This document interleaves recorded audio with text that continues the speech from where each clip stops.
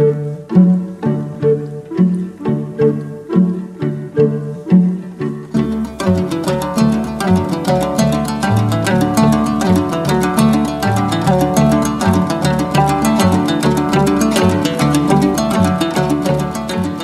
alaikum, урматтуу жердештер, кош келдиңиздер бүгүнкү жыйынга.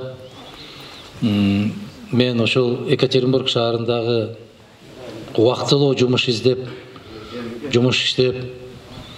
күн кечирип, тиричилигин өткөрүп аткан жигиттердин чакыруусунун аркасында келип отурам бул жака. Баягы социалдык тармактар дегендей Facebook аркылуу чыгышкан экен биздин кыргыздын азаматтары. Мына Москвада жыйын өткөргөндөй кылып, биздин Екатеринбургда дагы ушундай эл менен жолугушуп кетпейсизби дегенде бир чакыруу. Мына ошонун аркасында келип отурам. Ошол мүмкүнчүлүктөн пайдаланып мен ошол бүгүнкү жыйынды уюштурган азаматтарга, ошонун башында турган азаматтарга, баарыңыздарга кабар жеткирип, бүгүнкү жыйынды алып барып аткан азаматтарга, мен ошол жаш жигиттерге биринчи кезекте рахмат, ыраазычылык айтып коюу менен жыйынды баштайлы деп атабыз. Экинчиден, биз ушул күнгө чейин баарыңыздарда азыр телефон бар, WhatsApp бар, Wi-Fi бар, Facebook бар, жанакы Москвадагы болгон жолугушуу, Алматы шаарындагы болгон жолугушуу, Кыргызстанда Ош шаарындагы болгон жолугушууларды көрүп атасыздар да. Биринчи бөлүк, экинчи бөлүк, үчүнчү бөлүк деп кетип баратат. Ошондуктан ошол суроолор кайталанбайт го деген ойдомун. Бүгүн жыйыныбыз Москвада 4 сааттан ашык болду. Тыныгыбыз жок. Алматыда 3 сааттан ашык болду. Ош шаарында да ошондой болду. Бүгүнкү жыйынды ошол эле форматта өткөрөбүз. Сиздерден кандай суроо болгон болсо бере бересиздер. Жазып бериңиздер. Сиздерге бердим, мындай кагаз, калем бар да. Ошол таратылган болсо, анда жаза берсеңиздер, кимиңиздерде кандай суроо болсо бере бериңиздер. Мен акыркы суроо калганга чейин жооп берем. Кандай суроо болсо ошону бере бересиздер. Азыр ошол суроолоруңуздар келип түшкөнгө чейин бир-эки ооз сөз. Мына келүүдөгү максат. Эмне үчүн ушундай болуп атат? Эмне үчүн жолугушуу өткөрүп атабыз биз?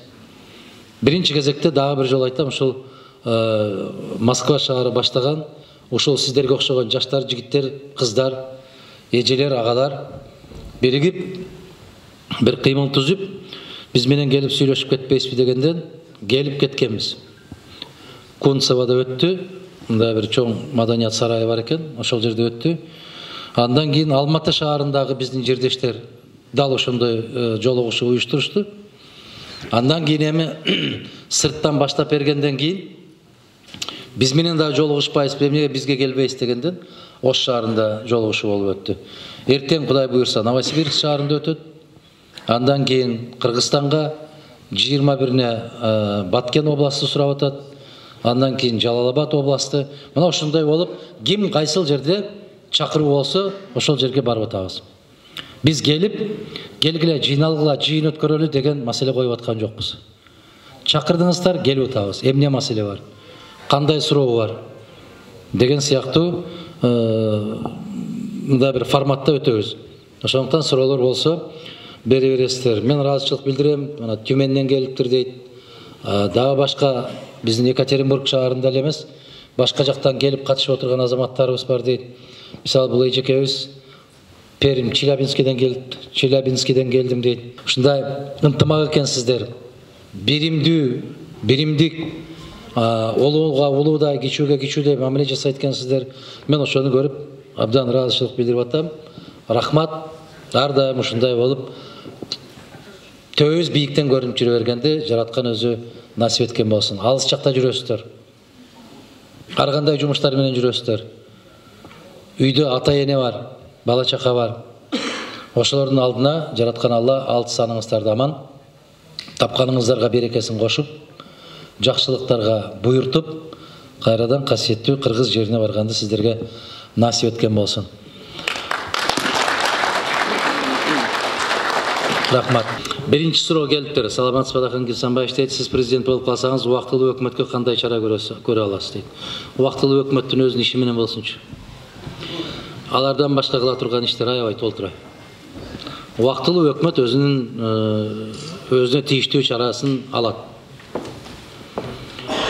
Өкмөттүн азыркы жасап аткан иштери туурубага кандай карайсыз? Сиз кандай карайсыз? Кыргыз өкмөтүнүн азыркы жасап аткан, кечеки жасап аткан, баштагы күnkү жасап аткан иштери туура болсо, биз ушул жерде отурмакпызбы сиздер менен? Кандай карайм? Сиздер кандай карасаңыздар, ошондой карайм. Ошол өкмөттүн иши жүрбөй аткандыктан, соңку 10-15 жылдан бери эч кандай иш жүрбөй аткандыгынын аркасында биз сиздер менен ушул жерде жолугушуп атабыз. Мен ошондой эле карайм. Сизди эл колдоп президентке өтүп, бирок дагы бут тосуулар болсо, эмне чара колдоно аласыз же мурдагыдай калып кетесизби дейт. Кылыч деген мырза бериптир. Биз азыр эле таанышып, 1-2 куюм чай ичип отурган жерде аябай көп сүйлөдүм мен ушул боюнча. Ошондон сурандым эле, баары ушундай суроолор болот. Баары эле залдан сөздү баштайлы деп. Жигиттер, ойлобогула, Мадумаровдун тагдырын чечебиз деп. Менин тагдырыма жон койгула, менин тагдырымды Алла чечет. Ар бирибиз өз тагдырыбызды өзүбүз чечишибиз керек. Эгерде биз өз тагдырыбыз үчүн күрөшкөн болсок, анда баарыбыз күрөшүшүбүз керек. Мадумаров жалгыз күрөшпөйт. Эл колдоп ошондой болсо кала бересизби деп. Эгер кала берсек, кала беребиз.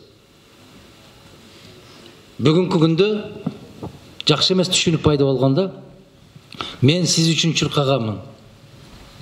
Мен сизге добуш бергенмин. Мага бербегиле добушту. Ар бириң өзүң үчүн бер добушту. Эл үчүн бер, мамлекет үчүн бер, өлкө үчүн бер. Мага эмес. Сиздер добуш бересиздер кантип, эмне үчүн? Мына ушул жигиттин, могул кыздын, бул агайдын, бул эжекенин, бул баланын, бул азаматтын көз карашы, принциптери мага жагат. Биздин мамлекет ушундай болуш керек деп өз бактың үчүн берди добушту. Мен үчүн эмес.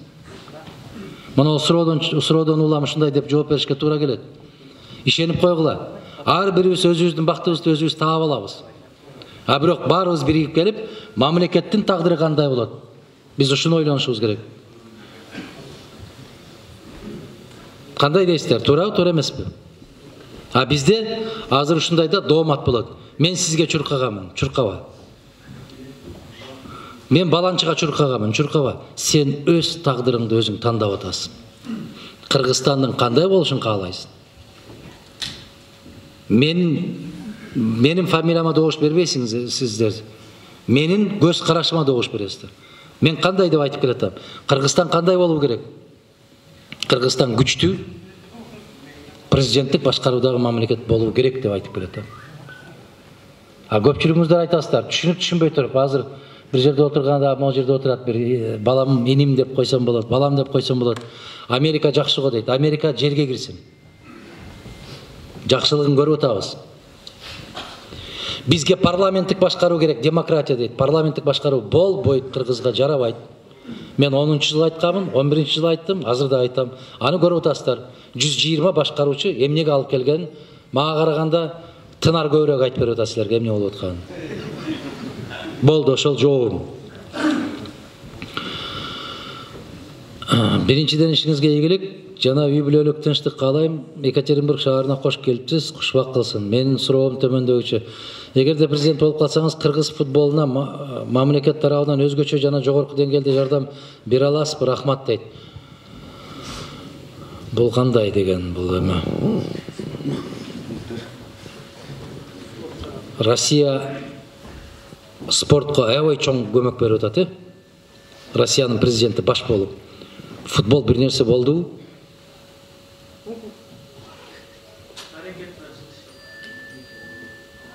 Мен силерге ачуу чындыкты айтып коеюн.